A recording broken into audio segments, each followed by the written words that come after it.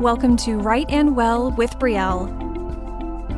Each bite-sized episode explores helpful tidbits, resources, and inspiration, all designed to help you weave wellness into your busy life. Hello and welcome to episode 3 of the Right and Well podcast. I'm Brielle, and today we're discussing powerful self-care practices for the holidays, though these techniques can be utilized any other time of year as well. As the holiday season looms once again on the horizon, it is an opportune moment to check in with yourself and examine how you're feeling about the weeks ahead. Whether virtual or in person, you may find yourself attending parties with colleagues, family gatherings, or happy hours with friends, not to mention decorating, traveling, shopping, and keeping up with all of your day-to-day tasks and responsibilities. A brief glance at the calendar this time of year can bring on a tidal wave of anxiety, even for the most extroverted among us. If you find yourself pointing your gaze deliberately away from your schedule, you are certainly not alone. A poll shared by the American Psychological Association found that 61% of respondents reported an increase in their stress levels around the holidays, and a whopping 68% said they experience more fatigue than at other times of the year. This can be especially perplexing when we look around at the natural world. Winter is frequently associated with quiet, stillness, and rest. Many animals go into hibernation or reduce their activity along with the decrease in daylight. So why then do we sometimes demand more of ourselves at this time, and what steps can we take to reduce some of the stress we might feel as a result? Firstly, recognize the power of no. Have you ever found yourself saying yes to an invitation, all the while internally sighing, knowing that you had other intentions for that time? It's easy to do, especially around the holiday season, when the expectation is often to connect or reconnect with as many people as possible. It's important to remember, though, that this expectation comes from outside of ourselves, yet can easily wind up being internalized. We might feel anxiety, resentment, or irritation when we say yes anyway, or harbor feelings of guilt, shame, or disappointment when we say no, even if it's how we truly feel. If this scenario resonates with you, try reframing the situation as an opportunity to mindfully set boundaries for yourself. A friendly, "I appreciate the invitation, unfortunately I have a prior commitment," can suffice. But saying no does not always have to mean flatly declining an invite. It could instead mean the suggestion of an alternative date, time, or method of getting together, which demonstrates to the other person that you still want to spend time with them. An even more flexible option might be arriving late to the event or leaving early with a polite heads up, of course, to give yourself the space you need in your schedule. The word no does not have to carry a decidedly negative connotation. Rather, it can be a powerful tool to help you protect some of your most precious resources, your time, your energy, and your well-being. Secondly, engage with intention.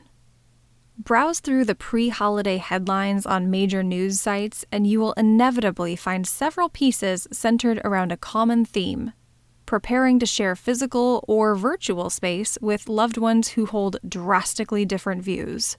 Now, it's no secret that the past 2-ish years have changed many relationships, in some cases dramatically.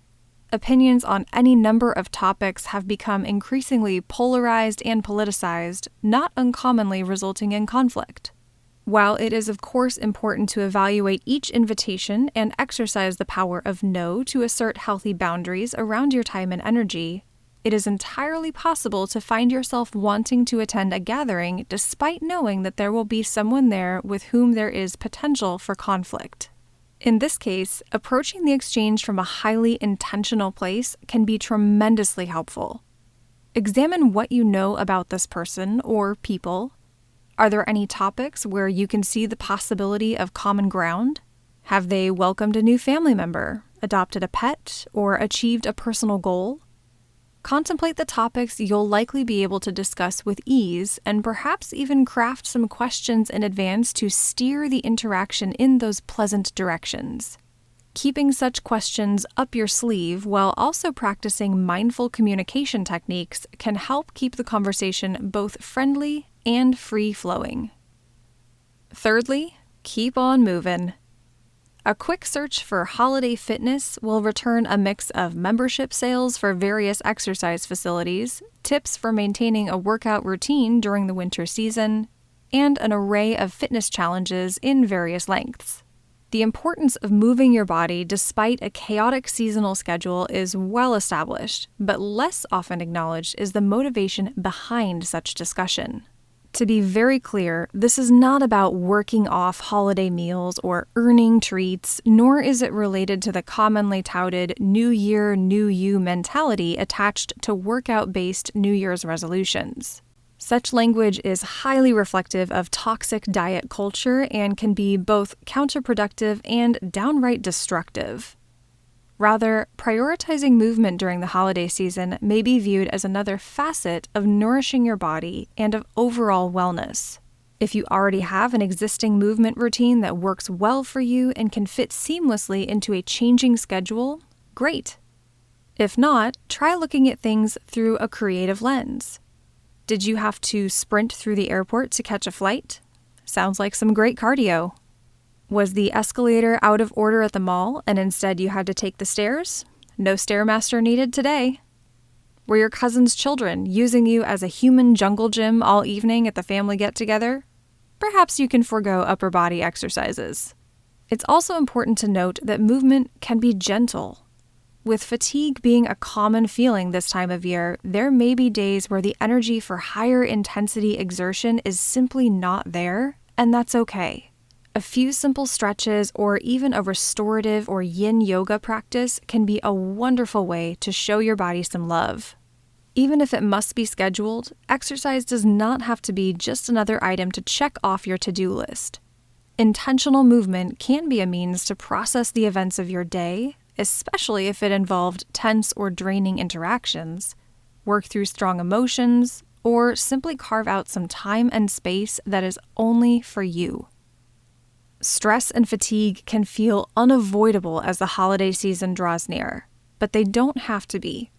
Exercising the power of no, interacting with intention, and prioritizing mindful movement can all be tremendously empowering strategies to help minimize seasonal strain and navigate the chaos with confidence.